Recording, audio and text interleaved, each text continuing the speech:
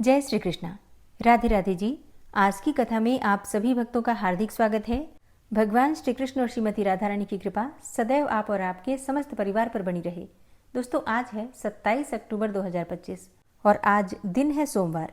आज कार्तिक मास की कृष्ण पक्ष की षष्ठी तिथि है और आज है छठ महापर्व। तो आप सभी को छठ पूजा की हार्दिक शुभकामनाएं।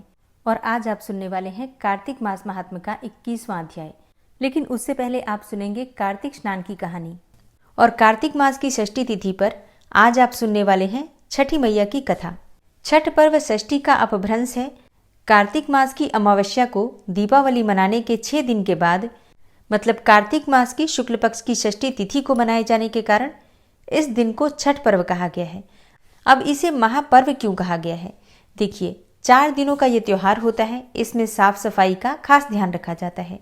इस त्योहार में गलती की कोई गुंजाइश ही नहीं होती है। इस व्रत को करने के नियम इतने कठिन हैं कि इसी वजह से इसे महापर्व और महाव्रत के नाम से संबोधित किया जाता है। मतलब 4 दिनों का ये व्रत होता है। 3 दिन तो पूरी तरह से निर्जल ही जाते हैं। 36 घंटे का जो व्रत होता है पूरी तरह से निर्जल जाता है। और इस व्रत में पूजा की जाती है छठी माता की। अब ये छठी माता कौन है? तो देखिए, पुराणों के अनुसार छठी देवी सूर्य भगवान की बहन है और उन्हीं को प्रसन्न करने के लिए जीवन के महत्वपूर्ण अवयवों में से सूर्य और जल की महत्ता को मानते हुए इन्हें साक्षी मानकर भगवान सूर्य की आराधना तथा उनका धन्यवाद करते हुए माँ गंगा, यमुना या फिर किसी भी पवित्र नदी या पोखर के किनारे ये पूजा की जाती है। मतलब छठी मैया की जो पूजा होती है जलाशय के किनारे ही की जाती है। और जैसे कि घर के आसपास अगर कोई भी जलाशय नहीं होता है तब भी किसी न किसी प्रकार से जल की व्यवस्था जरूर करी जाती है, क्योंकि जलाशय के किनारे ही इस व्रत को करने का विधान है। अब षष्ठी माँ यानी कि छठ माता बच्चों की रक्षा करने वाली देवी है। इस व्रत को करने से संतान को लंबी आयु का वरदान मिलता है और संतान प्राप्ति की कामना भी पूर्ण होती है। और मार्कंडेय पुराण में इस बात का उल्लेख मिलता है कि सृष्टि की अधिष्ठात्री प्रकृति देवी ने अपने आप को 6 भागों में विभाजित किया। इनके छठे अंश को सर्वश्रेष्ठ मातृदेवी के रूप में जाना जाता है, जो कि ब्रह्मा की मानस पुत्री हैं। ये देवी बच्चों की रक्षा करती हैं और कार्तिक मास के शुक्ल पक्ष की षष्ठी तिथि को इन्हीं देवी की पूजा की जाती है। और बच्चों के जन्म के 6 दिनों के बाद जिस देवी की आराधना की जाती है वो यही षष्ठी माता देवी है। यानी कि जो प्रत्येक बच्चे के जन्म के बाद जो छठी पूजा की जाती है उसमें छठी माता की ही पूजा होती है, यानी कि षष्ठी माता की। षष्ठी माता की पूजा से, इनकी प्रार्थना से बच्चे को अच्छा स्वास्थ्य मिलता है, जीवन में सफलता मिलती है और दीर्घायु होने का आशीर्वाद भी मिलता है। पुराणों में इन्हीं देवी का नाम कात्यायनी भी बताया गया है, जिनकी नवरात्रि की षष्ठी तिथि को हम पूजा करते हैं। छठ व्रत के कथा के अनुसार प्रियव्रत नाम के एक राजा थे। उनकी पत्नी का नाम था मालिनी। दोनों की कोई संतान नहीं थी। इस बात से राजा और उसकी पत्नी बहुत दुखी रहते थे। उन्होंने एक दिन संतान प्राप्ति की इच्छा से महर्षि कश्यप द्वारा पुत्रेष्टि यज्ञ करवाया। इस यज्ञ के फलस्वरूप रानी गर्भवती हो गई। 9 महीने के बाद संतान सुख को प्राप्त करने का समय आया तो रानी को मरा हुआ पुत्र प्राप्त हुआ। इस बात का पता चलने पर राजा बहुत दुखी हुआ और संतान शोक में उसने आत्महत्या करने का मन बना लिया। लेकिन जैसे ही राजा ने आत्महत्या करने की कोशिश की, उनके सामने एक सुंदर सी देवी प्रकट हुई। देवी ने राजा को कहा कि मैं षष्ठी देवी हूँ। मैं लोगों को पुत्र और सौभाग्य प्रदान करती हूँ। इसके अलावा जो भी मेरी सच्चे भाव से पूजा करते हैं, मैं उनके सभी मनोरथ को पूर्ण कर देती हूँ। यदि तुम मेरी पूजा करोगे तो मैं तुम्हें पुत्र रत्न प्रदान करूंगी। तब षष्ठी देवी की बातों से प्रभावित होकर राजा ने उनकी आज्ञा का पालन किया। राजा और उनकी पत्नी ने कार्तिक मास की शुक्ल पक्ष की षष्ठी तिथि के दिन देवी षष्ठी की पूरे विधि विधान से पूजा की। इस पूजा के फलस्वरूप उन्हें एक सुंदर पुत्र की प्राप्ति हुई। तभी से छठ का पावन पर्व मनाया जाने लगा। छठ व्रत के संदर्भ में एक और कथा का भी वर्णन आता है, जिसके अनुसार जब पांडव अपना सारा राजपाट जुए में हार गए तब द्रौपदी ने छठ का व्रत रखा था। इस व्रत के प्रभाव से उनकी समस्त मनोकामनाएं पूरी हुई तथा पांडवों को राजपाट वापस मिल गया। तो प्रेम से बोलिए छठी मैया की जय। और अब आप सुनेंगे कार्तिक मास का आज का अध्याय। भगवान श्री कृष्ण सत्यभामा से बता रहे हैं कि किस प्रकार से दूसरे के किए गए पुण्य का फल किसी और को प्राप्त होता है। और इस विषय में भगवान श्री कृष्ण सत्यभामा से एक कथा का वर्णन करते हैं। भगवान श्री कृष्ण बोले, प्राचीन काल में उज्जैन में एक महापापी और दुरात्मा धनेश्वर नामक ब्राह्मण रहता था। वह रस और चमड़ा और कंबल आदि का व्यापार करता था। वैश्यागामी और मद्यपान आदि बुरे कर्म करता था। चूंकि वह रात दिन पाप में ही रत रहता था, इसलिए वह व्यापार में नगर नगर घूमता था। एक दिन महिष्मतीपुरी, जो कि राजा महिष ने बसाई थी, इसलिए वह राजा के नाम से ही विख्यात थी, उस नगरी के पास ही पापनाशनी पुण्यकारिणी भगवती नर्मदा बहती थी। उस नदी के किनारे देश देशांतर से आए यात्री कार्तिक व्रत करने को कुछ दिन के लिए ठहरा करते थे। उन कार्तिक व्रत करने वाले प्राणियों को वहां ठहरा हुआ देखकर दुष्ट धनेश्वर भी इधर उधर घूमता हुआ 1 मास के लिए वहीं ठहर गया। अपने माल को बेचता हुआ वह नर्मदा नदी के तट पर घूमता हुआ ब्राह्मणों को देव पूजारत देखा करता था। वो देखता है कि कोई तो ग्रंथ पढ़ रहा है और कोई सुन रहा है, कोई भगवत कीर्तन कर रहा है और कोई भजन सुन रहा है, कोई ध्यान में लीन है और कोई तुलसी की माला धारण किए है। बस इसी तरह वह भगवत भक्तों के बीच में रहा और वैष्णवों के दर्शन करता रहा, उनको स्पर्श करता रहा, उनसे वार्तालाप भी करता रहा। वह कार्तिक मास के व्रत के उद्यापन की विधि तथा जागरण को भी देखता रहा।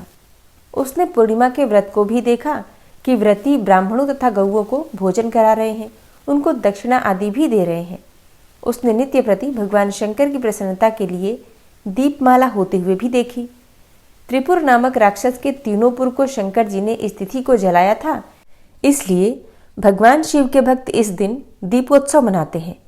भगवान कृष्ण सत्यभामा से कहते हैं, जो मनुष्य मुझ में और शिव में कोई भी अंतर देखता है, उसकी सारी शुभ क्रियाएं निष्फल हो जाती हैं। धनेश्वर वहां की पूजा विधि देखता हुआ इधर उधर घूम रहा था कि उसे काले सर्प ने काट लिया और वो भूमि पर गिर पड़ा।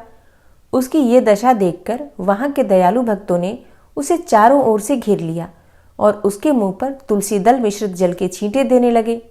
जब उसके प्राण निकले तो यम के दूत उसे बांधकर कोड़ों से मारते हुए यमपुरी को ले गए। उसे देखकर चित्रगुप्त ने यम से कहा, इसने बाल्यकाल से लेकर आज तक बुरे काम ही किए हैं। इसके जीवन में पुण्य तो लेश मात्र भी नहीं दिखाई देता। यदि मैं पूरा 1 वर्ष आपको सुनाता रहूं तो इसके पापों की सूची समाप्त नहीं होगी। ये महापापी है, अतः इसको 1 कल्प तक घोर नरक में ही डालना चाहिए। चित्रगुप्त की बात सुनकर यमराज ने बड़े क्रोध में आकर उसे अपने कालनेमी के समान भयंकर रूप दिखाते हुए अपने अनुचरों को आज्ञा देकर कहा, हे प्रेत सेनापतियों, इस दुष्ट को मुदगरों से मारते हुए कुंभीपाक नरक में डाल दो। सेनापति ने मुदगरों से उसका सिर फोड़ते हुए कुंभीपाक नरक में ले जाकर खोलते हुए तेल के कढ़ाव में डाल दिया। प्रेत सेनापतियों ने उसे ज्यों ही तेल के कढ़ाव में फेंका तो लपलपाती हुई आग अपने आप ही ठंडी हो गई, जैसे कि प्रहलाद को अग्नि में डालने से वो ठंडी हो गई थी। ये विचित्र घटना देखकर प्रेत सेनापतियों ने यमराज के पास जाकर सब हाल कहा। यमराज भी आश्चर्यचकित होकर धनेश्वर को अपने पास बुलाकर स्थिति पर विचार करने लगे। उसी समय नारायण नारायण का कीर्तन करते हुए देवर्षि नारद भी वहां आ पहुंचे और यमराज से कहने लगे, हे यमराज, ये ब्राह्मण नरक में डाले जाने के योग्य नहीं है, क्योंकि इसने अंत समय में कुछ शुभ कर्म किए हैं जो कि नरक की यातना को नष्ट करने वाले हैं। जो लोग भगवत भक्त का दर्शन करते हैं, उनसे वार्तालाप करते हैं और उनका स्पर्श करते हैं, चाहे उन्होंने कोई पुण्य कर्म ना भी किया हो, सहज में ही स्वर्ग के अधिकारी हो जाते हैं। अतः धनेश्वर भी पुण्यात्माओं के संग व स्पर्श से स्वर्ग का अधिकारी हो गया है। अतः यह पुण्यात्मा है, इसे यक्ष योनि दो और इसे केवल पाप भोगने वाले नरक को दिखा दो। श्री कृष्ण भगवान ने कहा, जब नारद जी ऐसा कहकर चले गए तो धनेश्वर को पुण्यात्मा समझते हुए यमराज ने यमदूतों को उसे नरक दिखाने की आज्ञा दी। हरे कृष्णा। आज की कथा का यहीं पर समापन करती हूँ और इसके आगे का वृतांत आप सुनेंगे कल की कथा में। और अब आप सुनेंगे भक्त और भगवान की कथा। भक्त और भगवान की कथा में आज आप सुनने वाले हैं भगवान श्री कृष्ण, अर्जुन और एक निर्धन ब्राह्मण की कथा।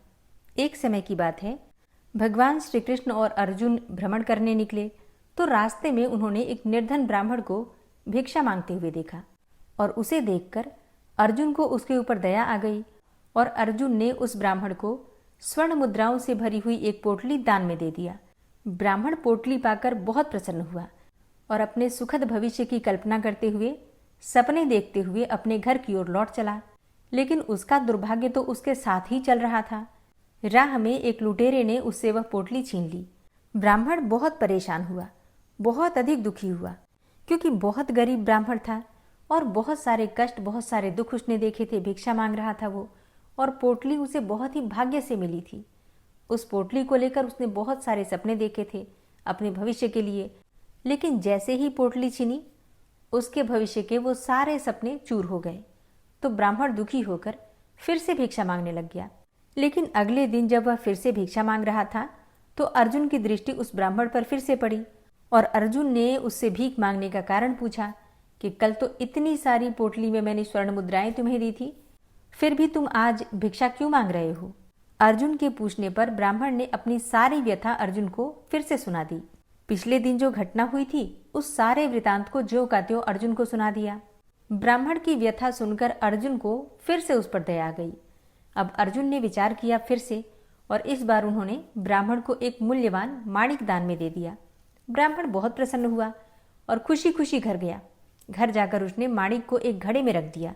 वह घड़ा बहुत पुराना था और बहुत समय से प्रयोग नहीं किया गया था, इसीलिए ब्राह्मण ने सोचा कि इस घड़े में माणिक सुरक्षित रहेगा। तो माणिक को उस पुराने घड़े में रखकर ब्राह्मण आराम से चैन की नींद सो गया। अगले दिन ब्राह्मण के उठने से पहले ही उसकी पत्नी उठी और उठकर नदी पर पानी भरने गई, और पानी भरकर लाते समय उसके हाथ से घड़ा फिसलकर गिर गया और वो टूट गया। अब तो ब्राह्मण की पत्नी को याद आया कि घर में एक पुराना घड़ा है जिसका प्रयोग नहीं होता, तो उसी को लेकर आती हूँ और उसी में पानी भर लूंगी। फिर वो घर आई और घर आकर घड़ा उठाकर ले गई, और फिर जैसे ही उसने नदी में पानी भरने के लिए घड़ा डुबाया तो माणिक नदी में गिर गया और वो पानी में बह गया। अब तो जब ब्राह्मण की पत्नी घर आई तो उसने ब्राह्मण को बड़ी बेचैनी के साथ कुछ खोजता हुआ पाया। जब ब्राह्मण ने पुराने घड़े में पानी भरा हुआ देखा तो वो समझ गया कि क्या हुआ होगा। हताश निराश ब्राह्मण फिर से भिक्षा मांगते मांगते उसी स्थान पर पहुंच गया। संयोगवश उस दिन भी उस ब्राह्मण की मुलाकात भगवान श्री कृष्ण और अर्जुन से हो गई। उत्सुकतावश उन्होंने फिर से ब्राह्मण से भीख मांगने का कारण पूछा, तो ब्राह्मण ने फिर से सब कुछ ज्यों का त्यों बता दिया। उसकी दुर्भाग्यपूर्ण कहानी को सुनकर अर्जुन भगवान श्री कृष्ण से बोले, इस आदमी के भाग्य में सुख समृद्धि लिखी ही नहीं है। अब मैं और इसके लिए कुछ नहीं कर सकता। मुझे नहीं लगता कि मैं अब और इसकी कोई भी मदद कर पाऊंगा। भगवान श्री कृष्ण बोले कुछ नहीं, और उन्होंने ब्राह्मण को 2 पैसे दिए, और वो ब्राह्मण वो 2 पैसे लेकर घर चला गया। ब्राह्मण के चले जाने के बाद अर्जुन ने भगवान श्री कृष्ण से पूछा कि जब मेरे इतनी सारी स्वर्ण मुद्राएं और माणिक देने के बाद भी उस ब्राह्मण का कोई भला नहीं हुआ, तो आपके दिए 2 पैसे से भला उस ब्राह्मण का क्या भला हो सकता है? भगवान श्री कृष्ण मुस्कुराए और बोले, देखते हैं क्या होता है। उधर ब्राह्मण अपने भाग्य को कोसता हुआ घर जा रहा था। तभी रास्ते में उसने एक मछुआरे को देखा। वह एक बड़ी सी ताजी मछली लेकर घर जा रहा था। मछली उसके जाल में तड़फड़ा रही थी और छूटने का प्रयत्न कर रही थी। ब्राह्मण को उस मछली की स्थिति देखकर उस पर दया आ गई, और उसने सोचा कि इस 2 पैसे में तो एक आदमी का भोजन भी नहीं आएगा, तो क्यों नहीं इन 2 पैसों से इस मछली की जान बचा ली जाए। अब यही सोचकर उसने वह पैसे मछुआरे को दे दिए और उससे वो मछली खरीद ली। उस मछली को नदी में डालने चल पड़ा कि मछली के मुख से माणिक गिर पड़ा, वही माणिक जो अर्जुन ने ब्राह्मण को दिया था। ब्राह्मण ने मछली को नदी में डाल दिया और खुशी खुशी माणिक उठाकर अपने घर चल पड़ा, और रास्ते में वह खुशी से चिल्लाते गया, मिल गया मिल गया। वहीं रास्ते पर वह लुटेरा भी था जिसने उसके स्वर्ण मुद्राओं की थैली छीन ली थी। मिल गया कहते सुनकर वह डर गया कि कहीं यह ब्राह्मण राजा से मेरी शिकायत न कर दे और मुझे दंड मिल जाएगा। तो इस डर से उसने स्वर्ण मुद्राओं की जो थैली थी वो ब्राह्मण को लौटा दी और वहां से भाग गया। अब तो ब्राह्मण बहुत प्रसन्न हुआ और खुशी खुशी मुद्राओं की थैली और माणिक लेकर अपने घर गया। अगले दिन उसने अर्जुन से मिलकर सारी बात बता दी। अर्जुन बहुत खुश हुए। ब्राह्मण के जाने के बाद उन्होंने भगवान श्री कृष्ण से पूछा, हे प्रभु, यह क्या लीला है? मैंने जो स्वर्ण मुद्राएं दी थी या जो माणिक दिए थे उससे तो ब्राह्मण की कोई भी मदद नहीं हुई, और आपके दिए गए 2 पैसों ने कमाल कर दिया। इसका कारण जरा स्पष्ट करें। तब भगवान श्री कृष्ण कहते हैं, अर्जुन, यह सृष्टि का नियम है। जब उस ब्राह्मण के पास बहुत सिक्के थे, बहुत सारा धन था, तो वो सिर्फ अपने बारे में, अपनी भलाई के बारे में सोच रहा था। लेकिन जब उसके पास सिर्फ 2 ही पैसे थे, तब उसने उन पैसों से, उन 2 पैसों से मछली की प्राण रक्षा की। मछली की भलाई के लिए उस 2 पैसे को भी उसने खर्च कर दिया। और इसीलिए फिर उस ब्राह्मण की जो भी ज़रूरतें थी, उन ज़रूरतों की जिम्मेदारी मैंने स्वयं ले ली।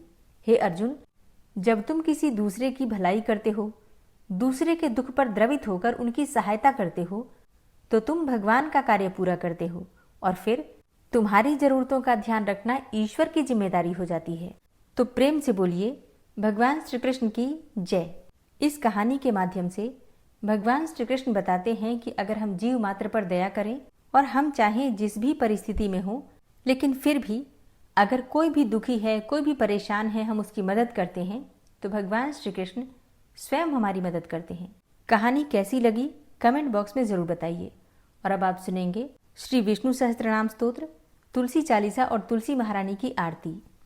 ओम विश्वं विष्णुर्वषट्कारो भूतभव्य भवत्प्रभु भूतकृत भूतभृद्भावो भूतात्मा भूतवाहन भूतात्मा परमात्मा च मुक्तानां परमागति अव्ययः पुरुषः साक्षी क्षेत्रज्ञो अक्षर एव च योगो योगविदां नेता प्रधान पुरुषेश्वरः नारसिंहवपुः श्रीमान् केशवः पुरुषोत्तमः सर्वः शर्वः शिवस्थाणुर्भूतादिर्निधिर्व्ययः संभवो भावनो भर्ता प्रभवः प्रभुरीश्वरः स्वयंभू शंभुरादित्यः पुष्कराक्षो महास्वनः अनादिनिधनो धाता विधाता धातुरुत्तमः अप्रमेयो ऋषिकेश पद्मनाभो अमरप्रभु विश्वकर्मा मनुस्त्वष्टा स्थविष्ठः स्थविरो ध्रुवः अग्राह्यः शाश्वतः कृष्णो लोहिताक्षः प्रतर्दनः प्रभूतस्त्रिककुब्धाम पवित्रं मङ्गलं परम् ईशानः प्राणदः प्राणो ज्येष्ठः श्रेष्ठः प्रजापति हिरण्यगर्भो भूगर्भो माधवो मधुसूदनः ईश्वरो विक्रमी धन्वी मेधावी विक्रमः क्रमः अनुत्तमो दुराधर्षः कृतज्ञः कृतिरात्मवान् सुरेशः शरणं शर्म विश्वरेताः प्रजाभवः अह संवत्सरो व्यालः प्रत्ययः सर्वदर्शनः अजः सर्वेश्वरः सिद्धः सिद्धे सर्वादिर्च्युतः वृषाकपिर्मेयात्मा सर्वयोगविनिश्रितः वसुर्वसुमनः सत्यः समात्मा संमितः समः अमोघः पुण्डरीकाक्षो वृषकर्मा वृषाकृतिः रुद्रो बहुशिरा बभ्रुर्विश्वयोनिः शुचिश्रवः अमृतः शाश्वतस्थाणुर्वरारोहो महातपः सर्वगः सर्वविद्भानुर्विश्वक्सेनो जनार्दनः वेदो वेदविद्व्यङ्गो वेदाङ्गो वेदवित्कविः लोकाध्यक्षः सुराध्यक्षो धर्माध्यक्षः कृताकृतः चतुरात्मा चतुर्व्यूहश्चतुर्द्रष्टश्चतुर्भुजः भ्राजेष्णुर्भोजनं भोक्ता सहिष्णुर्जगदाति च अनघो विजयोजेता विश्वयोनिः पुनर्वसु उपेन्द्रो वामनः प्रांशुर्मोघः शुचिरुर्जितः अतीन्द्रः सङ्ग्रहः सर्गो धृतात्मा नियमो यमः वेद्यो वैद्यः सदा योगी वीरः माधवो मधु अतीन्द्रियो महामायो महोत्साहो महाबलः महाबुद्धिर्महावीर्यो महाशक्तिर्महाद्युतिः अनिर्देश्यवपुः श्रीमान् मेयात्मा महाधृतिर् महिश्वासो महीभर्ता श्रीनिवासः सतां गति अनिरुद्धः सुरानन्दो गोविन्दो गोविन्दाम्पति मरीचिर्दमनो हंस सुपर्णो भुजगोत्तम हिरण्यनाभः सुतपा पद्मनाभः प्रजापति अमृत्यु सर्वदिक्सिंहः सन्धाता सन्धिमानस्थिरः अजो दूर्मर्षणः शास्ता विश्रुतात्मा सुरारिः गुरुर्गुरुतमो धाम सत्य सत्यपराक्रम निमिषो अनिमिषो श्रग्वी वाचस्पतिरुदारधि अग्रणिर्ग्रामणी श्रीमान् न्यायो नेता समीरण सहस्रमूर्धा विश्वात्मा सहस्राक्षा सहस्रपात् आवर्तनो निवृत्तात्मा संवृतः संप्रमर्दन अह संवर्तको वह निर्निलोधरणीधरः सुप्रसादः प्रसन्नात्मा विश्वदृग् विशुभुग् विभु सत्कर्ता सत्कृतः साधु जहर्नुर्नारायणो नरः असंख्येयो अप्रमेयात्मा विशिष्टशिष्टकृच्छुवि सिद्धार्थ सिद्धसंकल्प सिद्धिदः सिद्धिसाधनः वृषाहि वृषभो विष्णुर्विष्पर्वा वृषोदरः वर्धनो वर्धमानश्च विविक्तः श्रुतिसागरः सुभुजो दूर्धरो वाग्मी महेन्द्रो वसुदो वसु नैकरूपो बृहद्रूप शिपिविष्टः प्रकाशनः ओजस्तेजो द्युतिधरः प्रकाशात्मा प्रतापनः रिद्धस्पष्टाक्षरो मन्त्रश्चन्द्रांशुर्भास्करद्युतिः अमृतांशुद्भवो भानु शशबिन्दुः सुरेश्वरः औषधं जगतः सेतु सत्यधर्मपराक्रमः भूतभव्य भवन्नाथ पवनः पावनो नलः कामः कामकृत्कान्तः कामः कामप्रदः प्रभु युगादिकृद्युगावर्तो नैकमायो महाशनः अदृश्यो अव्यक्तरूपश्च सहस्रजितनन्तजित् इष्टो अविशिष्ट शिष्टेष्ट शिखण्डी नहुसो वृष क्रोधः क्रोधकृत्कर्ता विश्वबाहुर्महीधरः अच्युतः प्रतितः प्राणः प्राणदो वासवानुजः अपां निधिर्धिष्ठानं प्रमत्तः प्रतिष्ठितः स्कन्दः स्कन्दधरो धूर्यो वरदो वायुवाहनः वासुदेवो बृहद्भानुरादिदेवः पुरन्दरः अशोकस्तारणस्तार शूर सौरिर्जनेश्वर अनुकूल शतावर्त पद्मी पद्मनिभेक्षण पद्मनाभो अरविंदाक्ष पद्मगर्भ शरीरभृत महर्धिरिद्धो वृद्धात्मा महाक्षो गरुड़ध्वज अतुलः शरभो भीमो समयज्ञो हविर्हरि सर्वलक्षण्यो लक्ष्मीवान् समितिञ्जय वीक्षरो रोहितो मार्गो हेतुर्दामोदरः सह महीधरो महाभागो वेगवान् मिताशन उद्भवक्षोभणो देव श्रीगर्भ परमेश्वर करणं कारणं कर्ता विकर्ता गहनो गुह व्यवसायो व्यवस्थान संस्थान स्थानदो ध्रुव परर्थी परमस्पस्तुष्ट पुष्ट सुभेक्षण रामो विरामो विरजो मार्गो नेयो नयोनयः वीर शक्तिमतां श्रेष्ठो धर्मो धर्मविदुत्तमः वैकुंठ पुरुष प्राण प्राणदः प्रणवः पृथु हिरण्यगर्भ शत्रुघ्नो व्याप्तो वायुरुधोक्षजः ऋतु सुदर्शनः कालः परमेष्ठी परिग्रह उग्रः संवत्सरो दक्षो विश्रामो विश्वदक्षिणः विस्तारस्थावरस्थाणु प्रमाणं बीजमव्ययम् अर्थो अनर्थो महाकोशो महाभोगो महाधनः अनिर्विण्ण स्थविष्टोभू धर्मयुपो महामख नक्षत्रनेमिर्नक्षत्री क्षमा क्षामः समीहन यज्ञ इज्यो महेज्यश्च क्रतुसत्रं सतां गतिः सर्वदर्शी विमुक्तात्मा सर्वज्ञो ज्ञानमुत्तमं सुव्रतः सुमुखः सुष्मा सुघोषः सुखदः सुहृतः मनोहरो जित्क्रोधो वीरबाहुर्विदारणः स्वापनः स्ववसो व्यापी नैकात्मा नैककर्मकृत् वत्सरो वत्सलो वत्सी रत्नगर्भो धनेश्वरः धर्मगुप्त धर्मकृत् धर्मी सदसक्षरमक्षरम् अविज्ञाता सहस्रांसुर्विधाता कृतलक्षणः गभस्तिनेमिः सत्त्वस्थः सिंहो भूतमहेश्वरः आदिदेवो महादेवो देवेशो देवभृद्गुरुः उत्तरो गोपतिर्गोप्ता ज्ञानगम्यः पुरातनः शरीरभूतभृद्भोक्ता कपीन्द्रो भूरि दक्षिणः सोमभो अमृतपः सोम पुरुजित पुरुषोत्तमः विनियोजय सत्यसन्धो दाशाः सात्वतां पतिः जीवो विनयिता साक्षी मुकुन्दो अमितविक्रमः अम्भो निद्रणन्तात्मा महोदधीशयोऽन्तकः अजोमहारः स्वाभाव्यो जितामित्रः प्रमोदन आनन्दो नन्दनो नन्दः सत्यधर्मा त्रिविक्रमः महर्षि कपिलाचार्यः कृतज्ञो मेदिनीपतिः त्रिपदस्त्रिदशाध्यक्षो महाशृङ्गः कृतान्तकृत् महावराहो गोविन्दः सुखेणः कनकाङ्गदी गुह्यो गभीरो गहनो गुप्तश्चक्रगदाधरः वेधा स्वाङ्गो अजितः कृष्णो दृढः सङ्कर्षणोच्युतः वरुणो वारुणो वृक्षः पुष्कराक्षो महामनाः भगवान् भगानन्दी वनमाली हलायुधः आदित्यो ज्योतिरादित्यः सहिष्णुर्गतिसत्तमः सुधन्वा खण्डपरशुर्दारुणो द्रविडप्रदः दिविस्त्रिक्सर्वदृग्व्यासो वाचस्पतिर्योनिजः त्रिसामा सामगः साम निर्वाणं भेषजम्भिषक् संन्यासकृच्छमः शान्तो निष्ठा शान्तिः परायणं शुभाङ्गः शान्तिदः स्रष्टा कुमुदः कुवलेशय गोहितो गोपतिर्गोप्ता वृषभाक्षो वृषप्रियः अनिवर्ति निवृतात्मा संक्षेप्ता चेमकृच्छिवः श्रीवत्सवक्षा श्रीवास श्रीपति श्रीमताम्बरः श्रीधर श्रीश श्रीनिवास श्रीनिधि श्रीविभावन श्रीधर श्रीकर श्रेय श्रीमान् लोकत्रयाश्रय स्वक्ष स्वंग शतानंदो नंदिर्ज्योतिर्गणेश्वर विजितात्मा विधेयात्मा सत्कीर्तिश्छिन्न संशय उदीर्ण सर्वतक्षसुर्निश शाश्वत स्थिर भूषयो भूषणो भूतिर्विशोकः शोकनाशन अर्चिष्मानर्चित कुंभो विशुद्धात्मा विशोधन अनिरुद्धो अप्रतिरथ प्रद्युम्नो अमित विक्रमः कालिनेमि निहावीर शौरी सूर्जनेश्वर त्रिलोकात्मा त्रिलोकेशः केशवः केशिहारी कामदेवः कामपालः कामीकान्तः कृतागमः अनिर्देशवपुर्विष्णोर्वीरो अनन्तो धनञ्जयः ब्रह्मण्यो ब्रह्मकृद्ब्रह्मा ब्रह्म ब्रह्म विवर्धन ब्रह्मविद् ब्राह्मणे ब्रह्मी ब्रह्मज्ञो ब्राह्मणप्रियः महाक्रमो महाकर्मा महातेजा महुरगः महाक्रतुर्महायज्वा महायज्ञो महाहवि स्तव्यः स्तव प्रियः स्तोत्रं स्तुतिस्तोतारणप्रियः पूर्णः पुरैता पुण्यः पुण्यकीर्तिर्नामयः मनोजवस्तीर्थकरो वसुरेता वसुप्रदः वसुप्रदो वासुदेव वसुर्वसुमनाहवि सद्गतिः सत्कीर्तिः सत्ता सद्भूतिः सत्परायणः शूरसेनो यदुश्रेष्ठः सन्निवासः सुयामुनः भूतावासो वासुदेवः सर्वासु निलयोऽनलः दर्पः दर्पदो दृप्तो दूर्धरोऽथा पराजितः विश्वमूर्तिर्महामूर्तिर्दीप्तमूर्तिर्मूर्तिमान् अनेकमूर्तिरव्यक्तः शतमूर्तिः शताननः एको नैकः सवः क किं यत्तत्पदमनुत्तमं लोकबन्धुर्लोकनाथो माधवो भक्तवत्सलः सुवर्णवर्णो हेमाङ्गो वराङ्गश्चन्दनाङ्गदी वीरः विषमः शून्यो घृताशीरचलश्चलः अमानीमानदो मान्यो लोकस्वामी त्रिलोकदृक् सुमेधा मेधजो धन्यः सत्यमेधाधराधरः तेजोवृषः द्वितिधरः सर्वशस्त्रभृताम्बर प्रग्रहो निग्रहो व्यग्रो नैकशृङ्गो गदाग्रजः चतुर्मूर्तिश्चतुर्बाहुश्चतुर्व्यूहश्चतुर्गति चतुरात्मा चतुर्भावश्चतुर्वेदविदेकपात् समावर्तो अनिवृतात्मा दुर्जयो दुरतिक्रम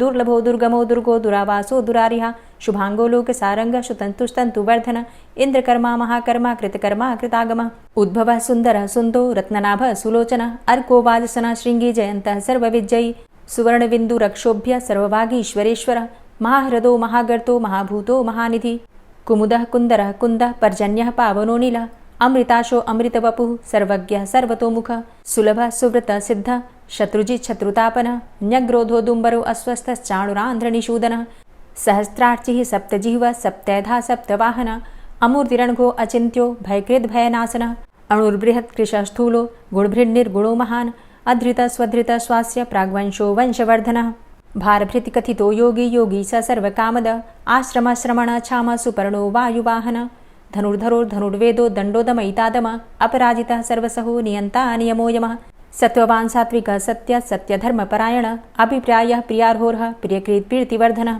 विहाय सगतिर्ज्योति सुरुचिर्हुद्भुग्विभु रविर्विलोचनः सूर्य सविता रविलोचनः अनन्तो हुद्भुग्भोक्ता सुखदो नैकजोग्रज अनिर्विण्ण सदामर्षि लोकाधिष्ठानमद्भुतः सनात सनातन्तमः कपिलः कपिरप्यय स्वस्तिदा स्वस्तिकृत् स्वस्ति स्वस्तिभुक् स्वस्ति दक्षिण रौद्रः कुण्डली चक्रे विक्रमयुर्जिति शासन शब्दातिग शब्दशः शिशिरः शर्वरीकर अक्रूरः पेशलो दक्षो दक्षिणः क्षमिणाम्बर विद्वतमो वितभय पुण्यश्रवणकीर्तन उत्तारणो दुष्कृतिः पुण्यो दुःस्वप्ननाशन वीरः संतो जीवनः पर्यवस्थित अनन्तरूपो अनन्तसृर्जितमन्युर्भयापः चतुरश्रो गभीरात्मा विदिशो व्यादिशो दिश अनादिर्भूर्भुवो लक्ष्मीः सुवीरो रुचिराङ्गद जननो जन्मादिर्भीमो भीमपराक्रम आधारनीलयोधाता पुष्पहासः प्रजागर ऊर्ध्वगः सत्पथाचार प्राणदः प्रणमापण प्रमाणं प्राणनीलयः प्राणभृत् प्राणजीवन तत्त्वं तत्त्वविदेकात्मा जन्म मृत्यु जरातिग पूर्व स्वस्तरुस्तार सविता प्रपितामह यज्ञो यज्ञपतिर्यज्वा यज्ञांगो यज्ञवाहन यज्ञभृद्यज्ञ कृद्यज्ञ यज्ञभुग् यज्ञसाधन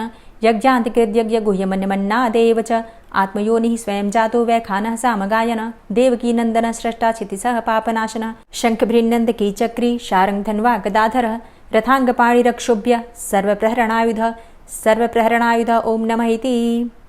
और अब आप सुनेंगे श्री तुलसी चालीसा। श्री तुलसी महारानी करु विनय सिरनाय जो मम हो संकट विकट दीजे मात नशाय। नमो नमो तुलसी महारानी महिमा अमित न जाए बखानी दियो विष्णु तुमको सन्माना जग में छायो सुयस महाना। विष्णु प्रिया जय जयति भवानी तिहु लोक की हो सुख खानी। भगवत पूजा करे जो कोई बिना तुम्हारे सफल न होई। जिन घर तव नहीं होय निवासा उस घर कर ही विष्णु नहीं बासा। करे सदा जो तव नित सुमिरन तेहि के काज होय सब पूरन। कार्तिक मास महात्म तुम्हारा ताको जानत सब संसारा। तव पूजन जो करे कुंवारी पावे सुंदर वर सुकुमारी। करे जो पूजा नित प्रति नारी सुख संपत्ति से होय सुखारी। वृद्धा नारी करे जो पूजन मिले भक्ति होवे पुलकित मन। श्रद्धा से पूजे जो कोई भवनिधि से तर जावे सोई। कथा भागवत यज्ञ करावे तुम बिन नहीं सफलता पावे। छायो तब प्रताप जग भारी ध्यावत तुम्हीं सकल चित धारी। तुम्ही मात यंत्रन तंत्रन में सकल काज सिद्धि होवे क्षण में। औषधि रूप आप हो माता सब जग में तव यश विख्याता। देव ऋषि मुनि और तपधारी करत सदा तव जय जयकारी। वेद पुराणन तव यश गाया महिमा अगम पार नहीं पाया। नमो नमो जय जय सुख कारणी नमो नमो जय दुख निवारणी। नमो नमो सुख संपत्ति देनी नमो नमो अघ काटन चेनी। नमो नमो भक्तन दुख हरणी नमो नमो दुष्टन मद छेनी। नमो नमो भव पार उतारणी नमो नमो परलोक सुधारणी।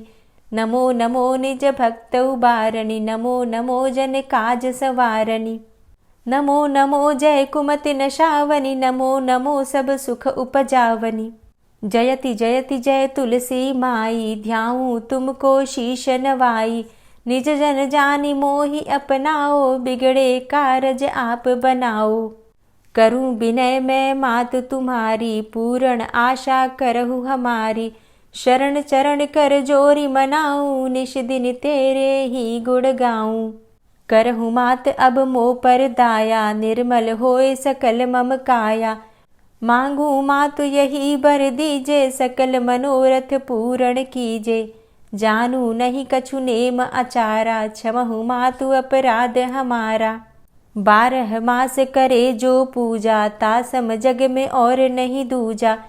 प्रथम ही गंगा जल मंगवावे, फिर सुंदर स्नान करावे। चंदन अक्षत पुष्प चढ़ावे, धूप दीप नैवेद्य लगावे।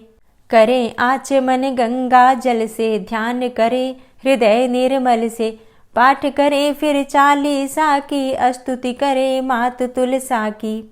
यह विधि पूजा करे हमेशा, ताके तन नहीं रहे कलेशा। करे मास कार्तिक का साधन, सोवे नित पवित्र हुई जाहि। है यह कथा महासुखदाई, पढ़े सुने सो भव तर जाई।